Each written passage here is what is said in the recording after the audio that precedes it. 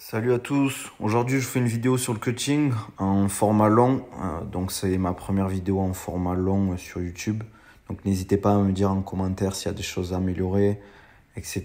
N'hésitez pas, moi tout ce qui est constructif et qui me permet de progresser je prends. Donc aujourd'hui vidéo sur le cutting, pourquoi faire un cutting, je vous donnerai pas les protocoles, etc. pour on va dire comment le faire, etc. Parce que c'est pas l'objectif, c'est vraiment pour que vous compreniez pourquoi les athlètes s'infligent un cutting, pourquoi ils se mettent dans ces états pour réussir la pesée. C'est simple en soi. Là, je prends l'exemple par exemple de Yoel Romero, qui est de base vient de la lutte olympique, qui est parti, qui a fait sa transition en MMA. Quelqu'un par exemple comme Romero, qui cut beaucoup, ça va faire la différence. Je donne un exemple. On va dire dans la cage, il va faire, je sais pas, 92, 95 kilos, voire plus. Quelqu'un qui se pèse derrière, son adversaire se pèse à 84, lui ne cut pas, ne fait dans la cage que 85 alors que son adversaire va faire 7, 8 kilos, voire 10 kilos de plus. Ça va faire énormément de différence, surtout sur les profils de lutteurs, ceux qui utilisent la lutte. Si en plus tu es plus lourd que ton adversaire, ça va être beaucoup plus facile de le soulever, l'amener au sol, le contrôler, profiter du ground and pound, etc. Donc c'est quasiment obligatoire à très haut niveau de cutter. C'est pour ça que tous les athlètes à l'UFC le font, quasiment. C'est pas anodin, ça fera une énorme différence dans le combat. C'est vrai que c'est dommage qu'on en arrive là en tant que combattant pour pouvoir combattre. Mais c'est les règles, ça a été fait comme ça. Je pense que l'UFC devrait mettre en place le même système que le ONE. Pareil, les autres organisations autour devraient mettre le même système que le ONE avec plusieurs pesées, des tests au niveau d'hydratation pour pas qu'il y ait de risque et qu'il n'y ait pas de grosses différences entre on va dire le poids officiel de la catégorie. Ce serait beaucoup plus intéressant et ça éviterait, on va dire, tout ce qui est blessure. Et sur le long terme, c'est aussi, on abîme son capital santé. Là, je vous mets une photo de Pereira, par exemple, qui est un énorme cutter à côté de Reyes, qui est dans sa catégorie au-dessus.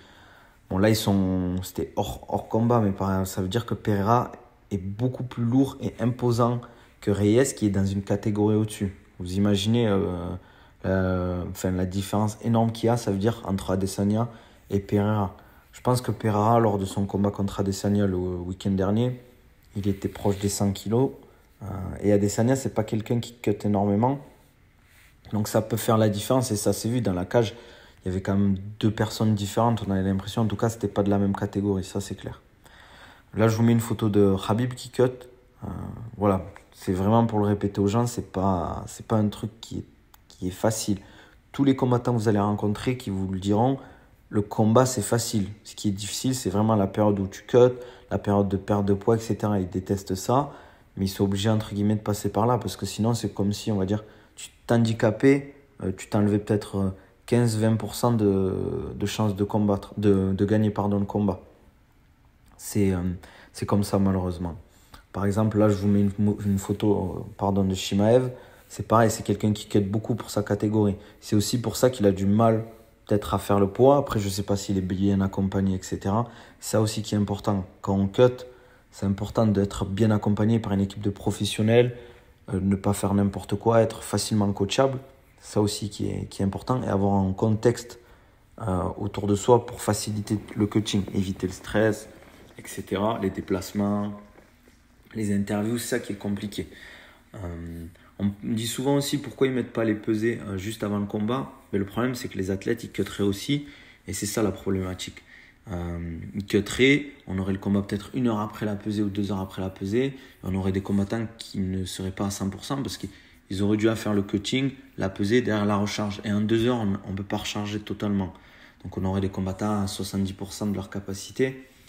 Et on aurait aussi beaucoup d'annulations de combat. Là, on a le temps les organisations ont le temps de s'organiser pour trouver peut-être d'autres combattants prêts en short notice, etc. Pareil, si on voit qu'on n'arrive pas, qu'un des combattants ne sait qu'il ne va pas arriver au poids le jour de la pesée, il peut faire des catch weight. Par exemple, le mec qui combat à 77 se dit on va combattre peut-être à 78, à 80 kg pour la pesée. Il s'arrange les deux combattants et au lieu d'être à 77, pour la pesée, ils seront à 80 kg par exemple. Il faut juste se dire que le cutting, c'est quelque chose maintenant qui est fait par tous les combattants.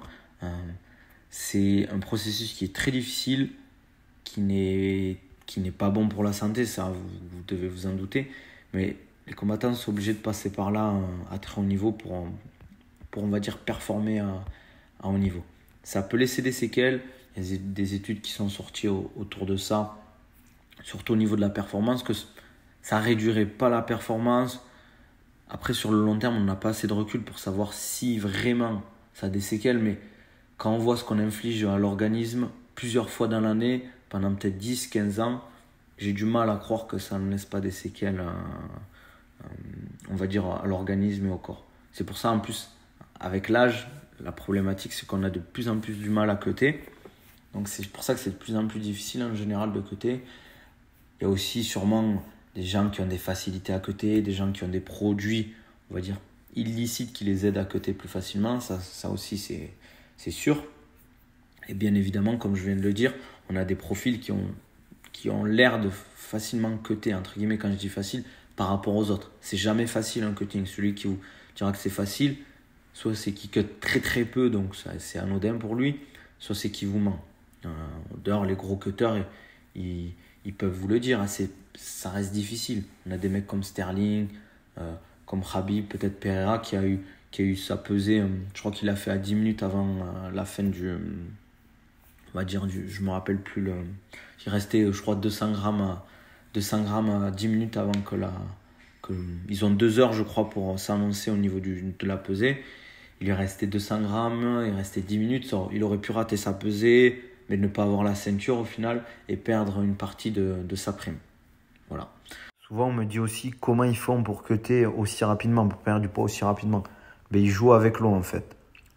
Ce qu'ils font, c'est qu'entre guillemets, ils perdent énormément de litres d'eau en un temps assez rapide, en utilisant du sauna, des bains, ils se mettent dans des serviettes et avec la transpiration, la sudation, tout ça. Ils perdent énormément d'eau en fait en un laps de temps assez court. En quelques heures, ils peuvent perdre plusieurs litres d'eau. Donc au final, sur la balance, on est moins lourd.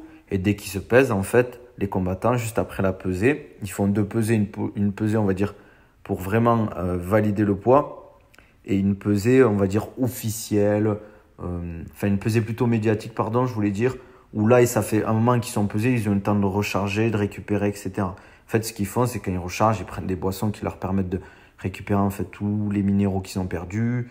Et ils boivent énormément d'eau pour récupérer en fait des pertes hydriques qu'ils ont eues. Et derrière, ils vont essayer de manger, on va dire, des aliments qui leur permettent de récupérer leur stock de glycogène, etc. D'être en fait en forme et récupérer leur poids le plus rapidement possible pour le combat. Souvent, la pesée, elle se fait par exemple à l'UFC le vendredi matin. Je crois que c'est entre 9h et 11h. Et après, ils ont la pesée médiatique l'après-midi. Et derrière, en fait, ils ont un jour et demi, un peu plus d'un jour et demi pour recharger totalement, en fait. Voilà. En tout cas, c'était une petite vidéo d'introduction sur le cutting. Je n'ai pas tout abordé, sinon ça me fait beaucoup. N'hésitez pas en tout cas à vous abonner, à me dire en commentaire ce que vous en avez pensé. Si vous voulez que j'aborde d'autres sujets, n'hésitez pas à partager pour me soutenir. Et voilà, j'en ferai d'autres, ça, il n'y a pas de souci sur YouTube pour les formats longs. Allez, je vous dis à la prochaine. Merci encore.